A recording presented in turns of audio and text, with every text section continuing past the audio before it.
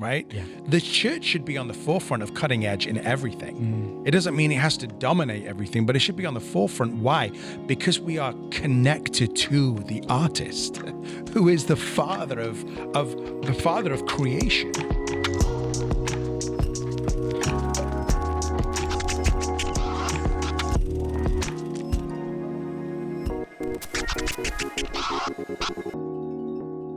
Hi, and welcome to the Storia podcast, where storytellers disrupt. I am Fabiano Altamura. And I'm David Norona.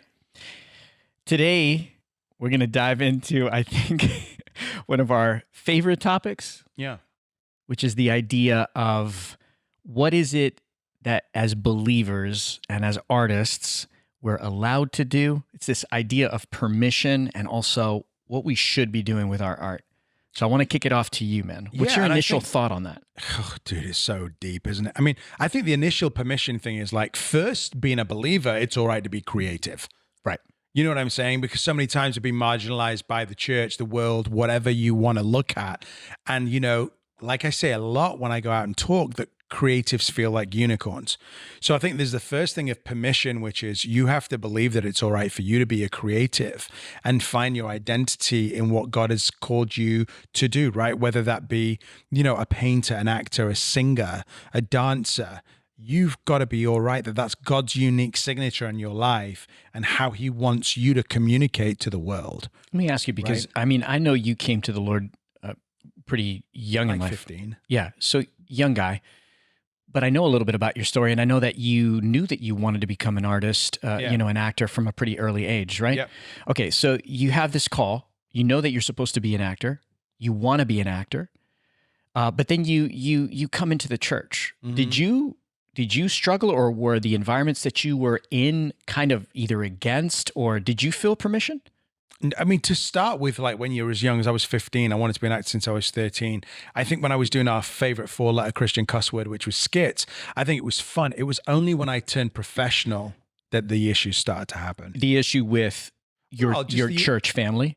Yeah, to an extent, or the fact that the kind of level of work that I wanted to perform at was not necessarily available in the church, right? I mean, Do I want to still be doing the skits or writing really cheesy dramas that I wouldn't really want to necessarily put my name to bless the church? Sounds selfish. I know it sounds selfish. I wanted to do something to elevate stuff, but it just took too long. Yeah, you know, that word selfish, it's curious to me. Do you feel that it's selfish? Do you feel that it's selfish to want it to be good? It depends on the parameters. Like if you're in LA at a really, like if you're, for example, H-Rock. Yeah, or Mosaic used to do with Erwin McManus. They actually do some really cool creative things. Exactly. It's very different than being, you know, when I left drama school, going back to Sheffield and doing it. It's a very different thing because, you know, you're going to have $100 to put on a 2-hour musical. And I'm like, we don't have the talent for that. And I don't have the time to write something like that. So I think being in London would have been, London or even LA would have been a little bit different, I think, because they have a lot of professional talent there, so they have a value for it, right? In other churches, I mean, they only know what they know. It's not their fault. I often, you know, it's funny because I think a lot about this question of like, okay, faith films versus, you know, secular films. Here's the thing, man. Like, just turn on Netflix or Amazon for about 5 seconds. I mean, 90% of the stuff is utter garbage. And I'm not talking about from like a moral standpoint. I'm just talking about from a quality standpoint. Yeah. So it's two things. Like, I think the church is responsible to get better at certain things to her capacity, because look, if you're in a small town, man, it's like small town community theater. It's not just the church that suffers from at times mediocrity, right? We often point at the church because I think the point we're trying to make is that the church feels called to say some things to the world, but we're not always saying them with quality. But I think authenticity, to be honest. Okay. You know what I mean? What do you mean by that? What do you mean by that? We try and whitewash things, don't we? Yeah. I mean, let's be completely honest, right? Back in the time of Renaissance art, they would have no issue painting a nude. That's Renaissance for the Americans in the audience. Renaissance. They would have no issue painting a nude or sculpting a nude. Mm-hmm. And there was no association with pornography. Right? It was just beautiful art. Like, you know, we didn't necessarily question it then. May have potentially been slightly provocative or whatever, but now it feels like we're not even allowed to evoke anything, right? And if we do, it just feels like it feels like we're propagating something, like there's an agenda in it. Now, I know all story to an extent has some form of an agenda. But I just feel the quality that we have. And listen, it's not having the money. The money's not the thing. Because, for example, no disrespect, and please forgive me if you're a producer out there that's watching that produced Ben-Hur, but 110 million for that movie that really, really came up short. Do you know what I mean? For like an epic as Ben-Hur could have been produced. This is a third point, though. I know this in my own limited experience. I've worked in front of the camera, but behind the camera, I can tell you that it is a miracle, whether you're in the church or you're in the world, with or without money. I'm convinced it's an utter miracle that any movie is good because of the amount of people that it takes. I mean, I'm developing a script right now about World War II, and I mean, we're probably on draft 20. Yep. And these are good, talented people. Making anything good, I think, is actually a real challenge. Yeah, or it's killed in the edit, right? It's made, it's completely crafted. You got 50 cooks in the kitchen. You got executive producers. You got the network or the studio or the whatever, the distributor who says, hey, you got to change this. You got to do this. Or you have an actor who says, I don't want to say that line or I don't want to do that thing. Right. And sometimes that leads to genius. We love to tell those behind the scenes stories of the improv line that becomes, the thing that the movie's known for. But it is very difficult to make anything good. All right. So right now we're kind of talking about the idea of quality. We're talking about the idea of permission. My experience with the church, which I've shared a little bit about in this environment, was I was, not walking with the Lord. I went to conservatory, not knowing him. I learned my craft outside of a relationship with God. So for me, a lot of my art and my creativity has never really been, I think, fully either intertwined or entangled with the church and that kind of upbringing, because that's not the way that I was brought up. When I got saved, it definitely, as I think on a basic level, it probably should, especially given what I was doing in the past. Yeah. It led me to make some different choices, for sure. But I'll never forget, we were attending a small church, and I've shared this story in different contexts, and the pastors there are they're good people. They're really good people. But I remember like parents in Sunday school would discover that their Sunday school teacher, which was me, was on TV. And so, you're in LA. So one of the parents would say, hey, was that you on Frasier? And I'm like, yeah, that was. Well, I didn't know that you were. And I was like, well, I don't know what you do for a living. So, we meet here on Sunday, right? Yeah.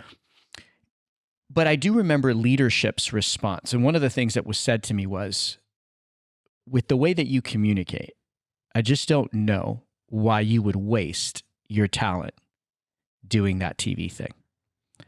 And now listen, not all of my work on television and not all television is frankly worth defending. Some of it is just silly and disposable and whatever. But it was hard to feel like, for me, that the only acceptable gig, if I was a storyteller, was to stand at the pulpit. Because I knew early on that as much as I respect the Bills and the Chris's and the Erics and the Danny Silks of the world, I just knew that wasn't my call.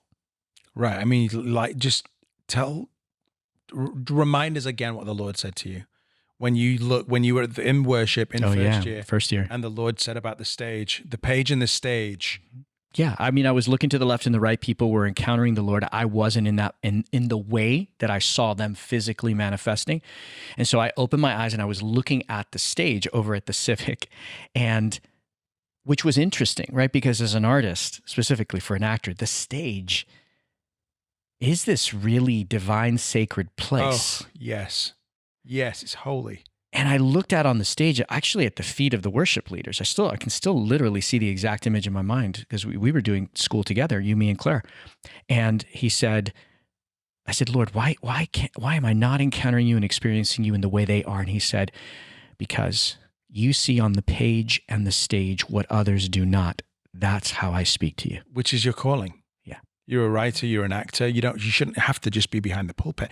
And I think that's where we become narrow-minded. And we're not saying listen, I would love to push the boundaries. I think since being in covenant with you, it's like that's knocked off some of the edges. And, maybe, well, no, it's good. I'm like, it's not bad. It's good. You help know yourself. Iron sharpens iron, right? And that iron is painful and it creates iron filings and then magnetizes and, it kind of creates all these lovely, beautiful things. But I'm like, I'm not saying we have to keep pushing, but I do want to have the conversation. I actually do. I listen. So for those of you that don't know, Fab and I personally, I think anybody that knows us for about 5 seconds would say, wow, those are two different kind of guys. And yet we deeply, we're in covenant relationship. Our families have been, our kids are friends, our wives are friends. We started the Bethel Conservatory of the Arts together. We've even gone to what we jokingly call marriage counseling, more of like a life business coach, because as leaders, sometimes you have to figure out your dynamics. And maybe in a future episode, we'll talk about those, because I suspect that there's a lot of partners both in and out of the church out there that are trying to figure each other out, dynamics, interpersonal stuff. But we knew that the Lord had called us to lead this school, certainly at its inception and for a season. And we knew that in some way, shape, or form, not that we are by any stretch of the imagination responsible for all the amazing things, because we've been blessed with a crazy killer staff. Yep. We could not do it. But, leadership affects environments and dynamics. Anyways, you and I have done the hard work to preserve this relationship. I wanted them to have context for what we're about to enter into. We've been talking about permission, but we want to explore the topic of content. What kind of content does a church, does a Christian school, do Christians? What can you make? Should you make? Are you allowed to make? And I think what Fab was starting to lead us into is Fab and I have been known to have different perspectives on this, but with a lot of respect. It's not to say that we haven't had some lively conversations around it. So when he says, hey, knocked off some of the edges, it's that, I think if I were to describe myself, compared to you in thumbnail reductionist terms, is I tend to be maybe a little bit on the safer or more conservative side of certain things. And I think that's what you were referring to. But I want to say off the cuff as we get into this, that I've learned a ton from this guy too, because sometimes where I've either from fatigue or fear have not pushed to explore something, Fab has pushed us forward in many ways. So talk to me, bro. Like, I know that for you, it's not just to provoke or to piss people off, because I know you. That's not really Fab's heart. Why, if it is even this word provoke, what's behind that for you? What is it? What's your itch? What is it that you want to see the church or Christian artists do? I just want to see humanity portrayed well. Yeah. Like what frustrates me is we've gone away from beauty. And again, when it comes to content and art, everything is very subjective. I could look at a Matisse and go, I'm not inspired by that, and you could go, wow, that's beautiful.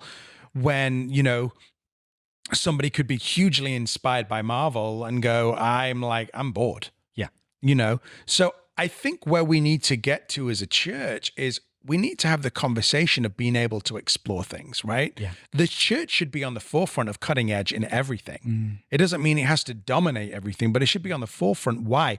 Because we are connected to the artist, who is the father of creation, right? But I think what we've done is we've been so people-pleasing or so concerned about offending people that we have sanitized and whitewashed our art.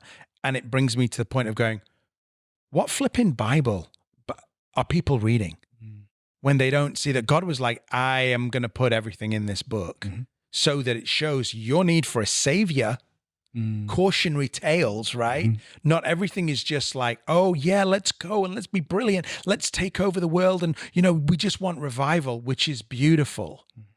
But in that, it's messy. I think this is the crux. I mean, even leading a school, we have just yesterday, I was talking to some of our actors. I'm in the middle of directing a production of Little Women, and we're working with our seniors. Fab's had the privilege of working with our seniors for a couple of years, and it's been a gift for me this year to be able to do that for the first time. Anyway, so we've been navigating as an environment. Okay, so what kinds of material do we allow our kids? We call them our kids, no matter what their age is. You know, what do we allow them to do? What are we allowed to do? Engaging with leadership here, who's been so supportive of BCA, but you know, it's no secret that at Bethel, you know, there's even various perspectives on end times theology here. So now you get to a space like art, and you mentioned this earlier. Hey, we all walk into a museum. We're both looking at the same canvas, the same painting. Let's say it's a Matisse. Some people might be offended by either the abstraction or the nudity or whatever. Other people might be entranced by the beauty, which, by the way, N.T. Wright, C.S. Lewis refers to it as an echo of God. That beauty is the fact that we gravitate towards beauty, want to make beautiful things, that we behold beautiful things, is in and of itself an echo of God, which is interesting to think about. But now we're in this subjective space where we think we're looking at the same thing.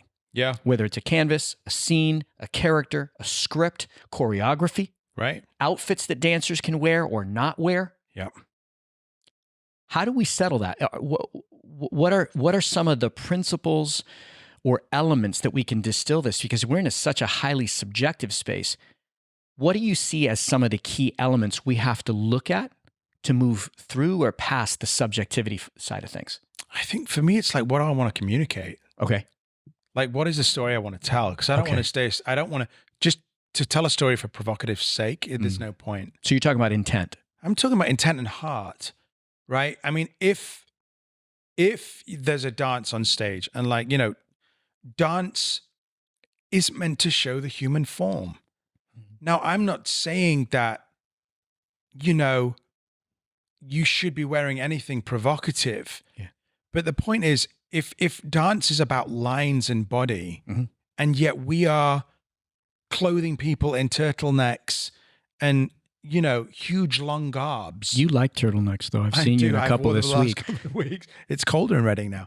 You know, if we're doing that, then I'm like, don't you think that's shame? Afraid of. Well, it's shame, and it's us trying to protect people by going, oh, you know what? There might be somebody in the audience who's struggling with this and that. Dude, on your phone, you can find that without looking at somebody on the stage wearing shorts and a tank top.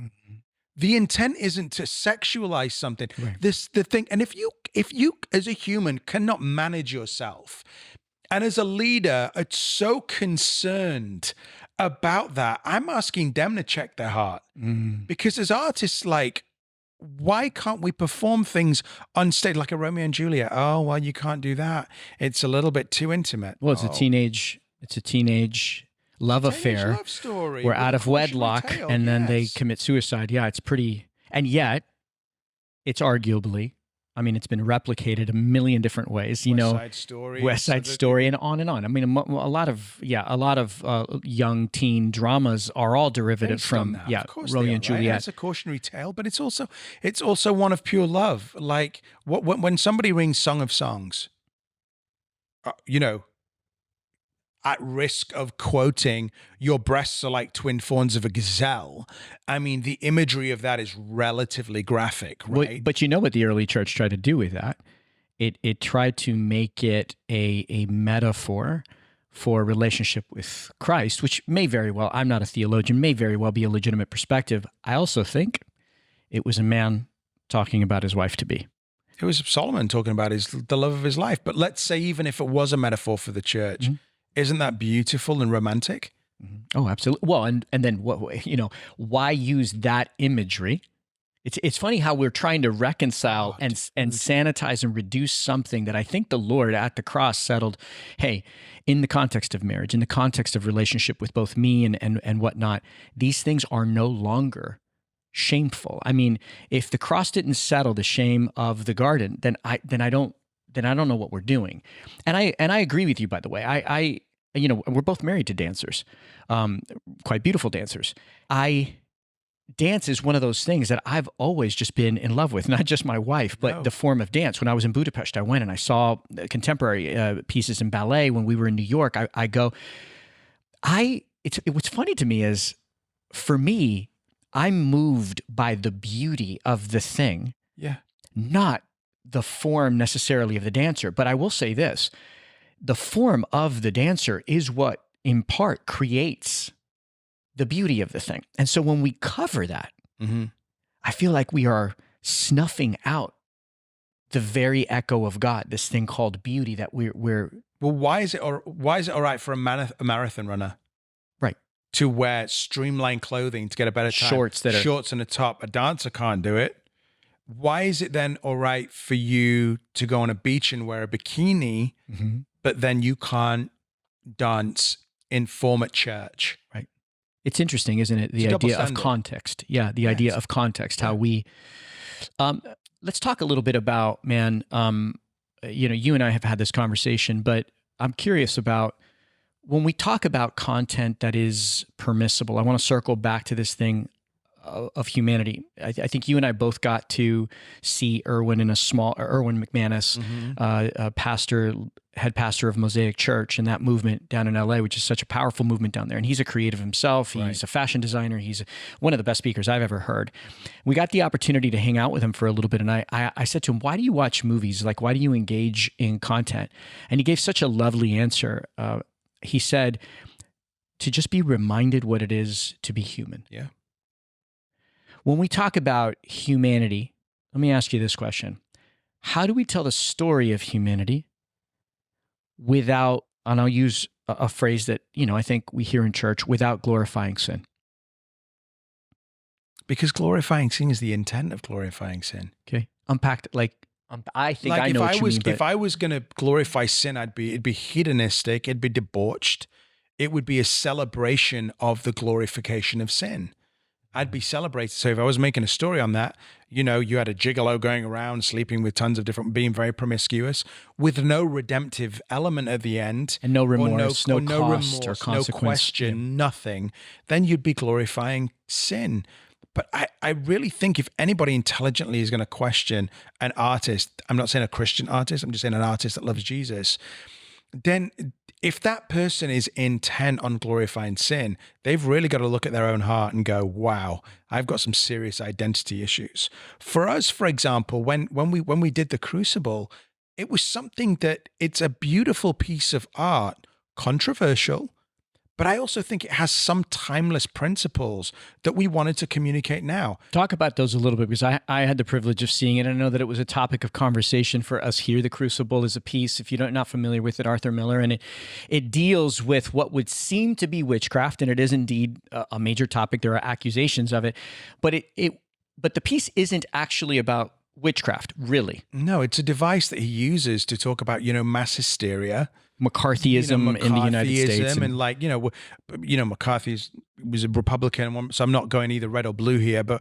what I'm saying for the intents of my interpretation of the piece, which I felt was a commentary on today's society, mass hysteria, fake news, cancel culture, false accusations, and I think it's like also, the mass ganging up. How do I put it? The element of what is truth in this situation, the church being so puritanical that they were willing to accuse somebody because they were afraid of what it might say. Not just accuse, how man. Repent's got hang people, hanging them. Yeah. Right.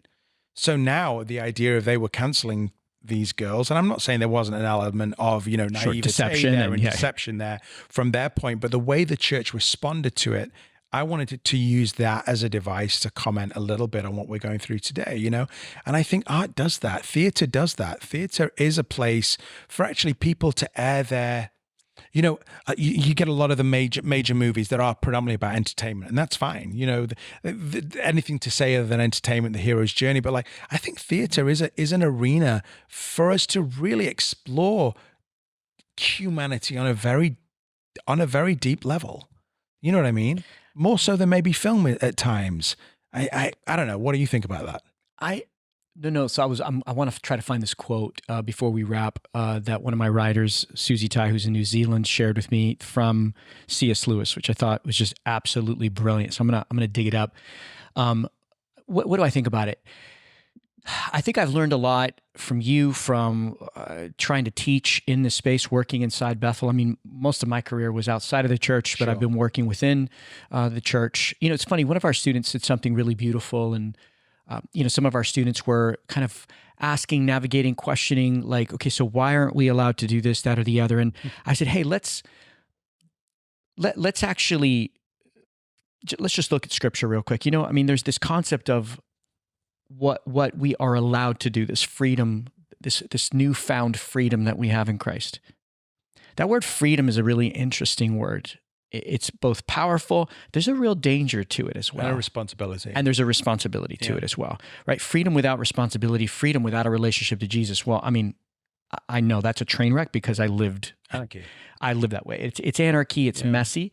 It's hurtful to you and those around you, and so on and so forth. So we're in no way stretch of the imagination arguing for that.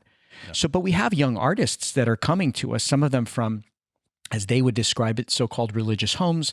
I would translate that as, maybe restrictive, maybe a punitive home where you were punished for certain thoughts or feelings or mistakes and all that kind of stuff. So and then we have students or even faculty members like myself that had a completely different journey to Christ. It's like I came to him later and made my messes before Jesus. So we've got these beautiful artists that I know every single one of them love Jesus profoundly, but they're having different reactions. Some of our younger students are going, gosh, I just had started to feel freedom for the first time, and now I feel like we're being told that we are not allowed to do this, that, or the other. She's like, I felt handcuffed again. And I thought, oh gosh, well that's, of course, just as a dad, you want to, as a kind of a so-called father, you kind of want to have that conversation. So I did. I engaged them in a conversation yesterday where I said, hey, so just because there is permission doesn't necessarily mean that we get to do everything. So for me, there's this concept of post.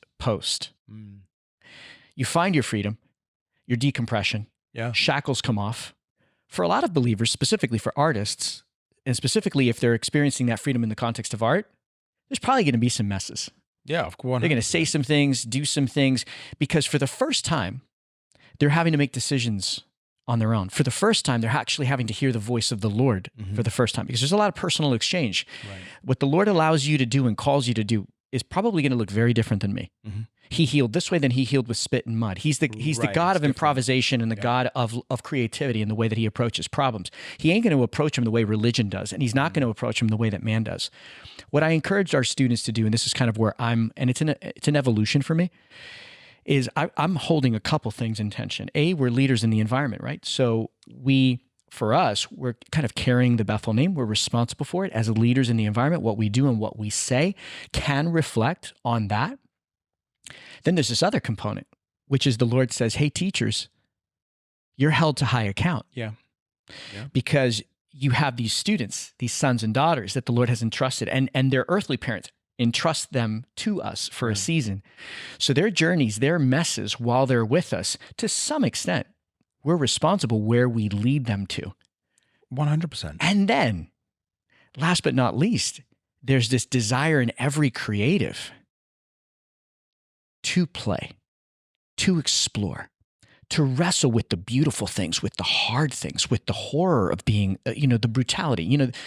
My wife and I were navigating some things, and we were just looking back and thinking, life is both brutal and beautiful. Yep. And sometimes on the same day. Brutally beautiful. Yep. And then, so what does our art look like when we come into these? It's a commentary on it. I mean, like, look, we can't look at there are certain movies people wouldn't watch, right? Okay. Totally. Graphic, whatever, not for the eyes of a believer. And I completely agree with that. But like, there might be a modern adaptation of Macbeth that you can only perform it if it's Shakespearean because it's heightened situation, heightened language. You go, oh, it's Shakespeare. It's not real.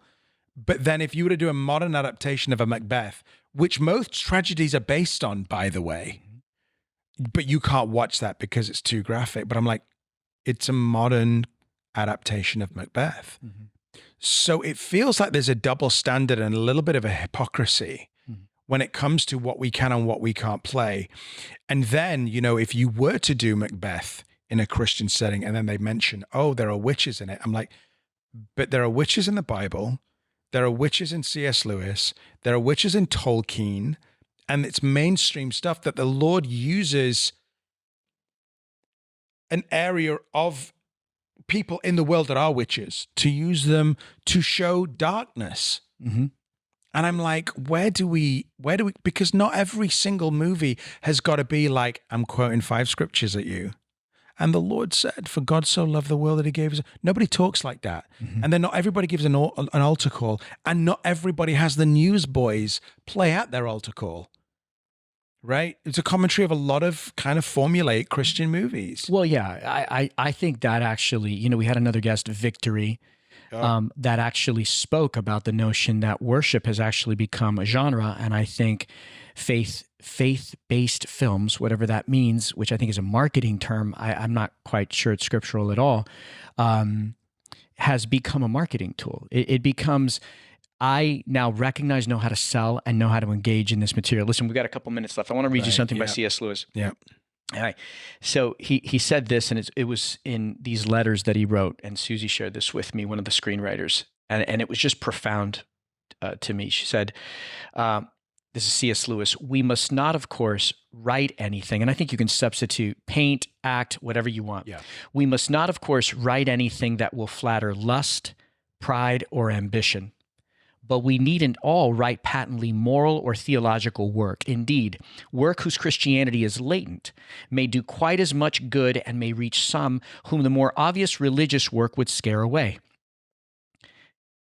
This next section, check this out, because the thinking around this, I think for me, is revolutionary. Yep. The first business of a story is to be a good story. Mm-hmm. When our Lord made a wheel in the carpenter's shop, depend upon it. It was first and foremost a good wheel, not a Christian wheel, just a good wheel. Yeah. Not a faith-based wheel, just a wheel. Don't try to bring in specifically Christian bits. If God wants you to serve him in that way, he may not. There are different vocations. You will find it coming in of its own accord. If not, well, a good story, which will give innocent pleasure, is a good thing, just like cooking a good, nourishing meal. Any honest workmanship, whether making stories, shoes, or rabbit hutches, can be done to the glory of God.